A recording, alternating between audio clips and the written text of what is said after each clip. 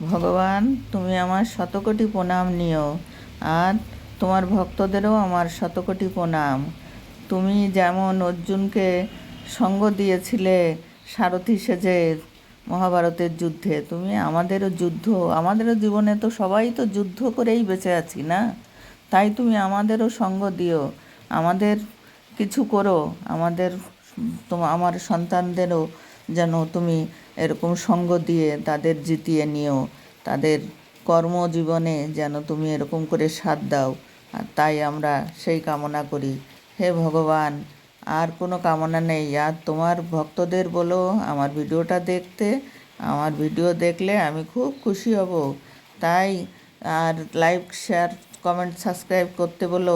তোমার সব ভক্তদেরই সঙ্গ দিও, তারাও তো তোমার ভক্ত। যেমন অর্জুন তোমার ভক্ত ছিল, তুমি তার সারথি হয়ে তাকে কত কিছু করেছো, কিন্তু তারপরেও তাদের সুখ দুঃখ সহ্য করতে হয়েছে। তা আমরাও তো করছি, আর বলছি না যে আমাদের শুধু সুখই দিও। দুঃখ সুখ নিয়েই জীবন। মানুষের জীবন শুধু সুখ না, দুঃখ আছে। আর দুঃখ না পেলে সুখের মর্ম বোঝা যায় না। তাই সুখ দুঃখ নিয়েই মানুষের জীবন। যেমন একটা কথা আছে, কাটা হেরি ক্ষান্ত কানন কমল তুলিতে, দুঃখ বিনা সুখ লাভ হয় কি মোহিতে। তাই না ভগবান? তুমি সবার ভগবান। তাই বলি, এমন কিছু করো না যাতে সেটা সহ্য করার না, সহ্য করতে পারি সেই ক্ষমতাটাও দিও। আর ততটুকুই দুঃখ দিও যা আমরা সহ্য করতে পারি। আমার এইটুকুই নিবেদন, তুমি সেইটুকু দেখো। আর সন্তানদের ভালো রেখো, আমি এটাই চাই। আমার সন্তানদের আমার সামনে কোনো দুঃখ দিও না, তাহলে সেটা আমার সহ্য করা অনেক অনেক কঠিন হয়ে যাবে ভগবান।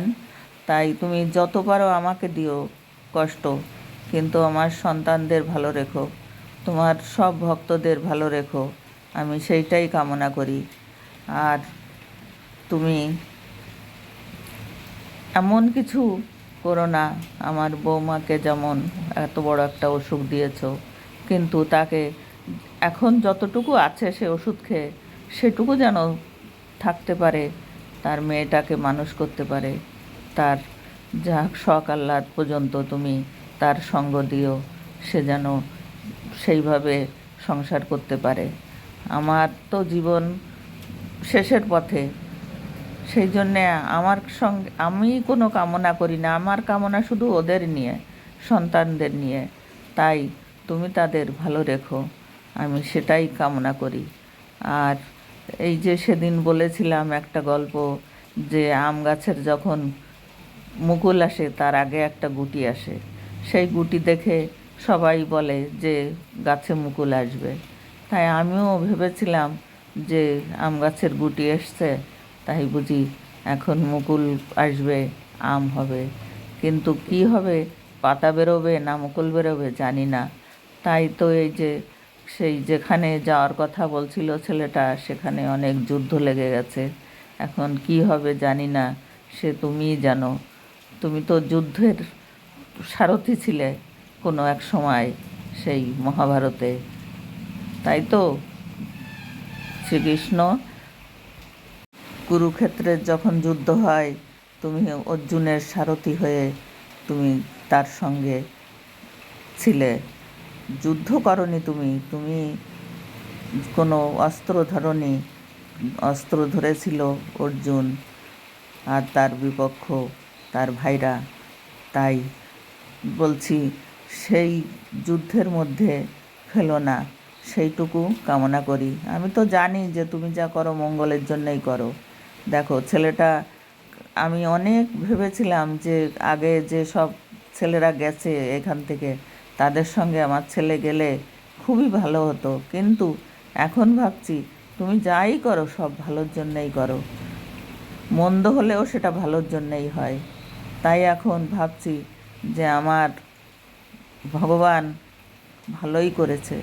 দেখা যাক, এখন তো আবার সামনে পরীক্ষা দেবে, দিলে আবার 2-4 মাস লেগে যাবে, তখন তো বুঝতেই পারবো সেই জন্যে আমি ভাবলাম তুমি সত্যি ভগবান, তুমি আমার সত্যি ভগবান, সত্যি তুমি এক বিরাজমান, মানে এখনও তুমি বিরাজমান।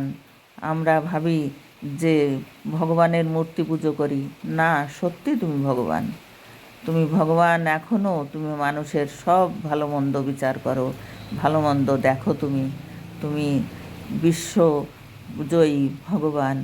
তুমি কাউরে করো না, ক্ষতি করো না, কারোর হারাও না, কাউকে তুমি দুঃখ দাও না। সে দুঃখ পেলে তার নিজের কর্মের জন্যে পায়, তুমি কাউকে দাও না। আর তুমি যদি দাও সেটা আমরা মনে করি, কিন্তু না, সেটা তার ভাগ্যের দোষ, ভাগ্যের কর্মের দোষ, তাই সে পায় দুঃখ।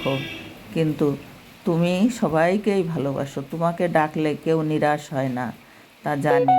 কিন্তু ভগবান, তুমি সবাইকে ভালো রেখো আর সবাইকে দেখো। আর আমার ছেলের জন্য ভালো কামনা করো, ভালো কামনা তো আমি করছি, তুমি ভালো করো, যাতে সে ভালো পথে যেতে পারে আর ভালো হয়ে যেখানেই যাক ভালো থাকতে পারে। আমার এই পর্যন্ত কামনা। আবার কালকে তোমার সঙ্গে আবার কথা হবে গপু। সারাদিন তো আমি কথা বলি তোমার সঙ্গে, আর তোমার ভক্তদের সঙ্গেও আমার অনুরোধ থাকলো। তোমার ভক্তদেরও কোটি কোটি নমস্কার, তোমাকে আমার কোটি কোটি নমস্কার। আর কালকে আবার কথা হবে। আর তোমার ভক্তদেরও বলো লাইক শেয়ার কমেন্ট করতে আর আমার ভিডিওটা দেখতে। নমস্কার, রাখছি। কালকে আবার নতুন নতুন কথা হবে, তাই তো গপু? তোমার ভক্তরা আমার ভিডিওটা দেখতে বলো, তাহলে আমার খুব ভালো লাগবে। নমস্কার, কালকে আবার কথা হবে।